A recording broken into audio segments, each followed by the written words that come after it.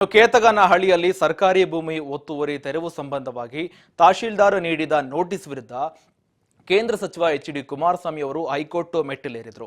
High court ತಾತ್ಕಾಲಿಕ relief ನೀಡಿದೆ.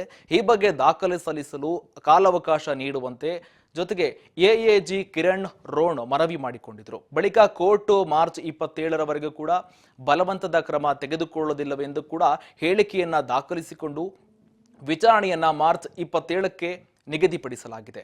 ಇದರಿಂದ ಕುಮಾರಸ್ವಾಮಿ ಕೊಂಚ ನಿರಾಳರಾಗಿದ್ದಾರೆ. ಇನ್ನು 6 ಎಕರೆ ಒತ್ತುವರಿ ಸಂಬಂಧ ನೋಟಿಸ್ ಅನ್ನ ಪ್ರಶ್ನಿಸಿ ಜೊತೆಗೆ ಅರ್ಜಿಯನ್ನ ನ್ಯಾಯಮೂರ್ತಿ ಎನ್.ಎಸ್. ಸಂಜಯ್ ಗೌಡ ಅವರಿದ್ದ ಪೀಠ ಹೈಕೋರ್ಟ್ ಪೀಠ ಈ ವಿಚಾರಣೆಯನ್ನ ನಡೆಸಿದ್ದು, ಕುಮಾರಸ್ವಾಮಿ ಅವರ ಹಿರಿಯ ವಕೀಲ ಉದಯ್ ಹೊಳ್ಳ ಕೂಡ ಈ ಬಗ್ಗೆ ವಾದ ವಿವಾದಗಳನ್ನ ಆಲಿಸಿ ಜೊತೆಗೆ ಈ ಬಗ್ಗೆ ಅಧಿಕಾರದ ವ್ಯಾಪ್ತಿ ಇಲ್ಲದಿದ್ದರೂ ಕೂಡ ತಹಶೀಲ್ದಾರ್ ನೋಟಿಸ್ ನೀಡುತ್ತಿದ್ದಾರೆ. ಜೊತೆಗೆ 1985ರಲ್ಲಿ ಕಾರ್ಯಪ್ರವೃತ್ತರಾಗಿರುವ ಜಮೀನಿಗೆ ಈಗ ನೋಟಿಸ್ ನೀಡಲಾಗಿದೆ. ಹಾಗೆ ನ್ಯಾಯಾಂಗ ನಿಂದನೆ ಪ್ರಕರಣವನ್ನ ಸುಪ್ರೀಂ ಕೋರ್ಟ್ನಲ್ಲಿ ಪ್ರಶ್ನಿಸಲಾಗಿದೆ ಎಂದು ವಾದ ಮಂಡಿಸಿದರು.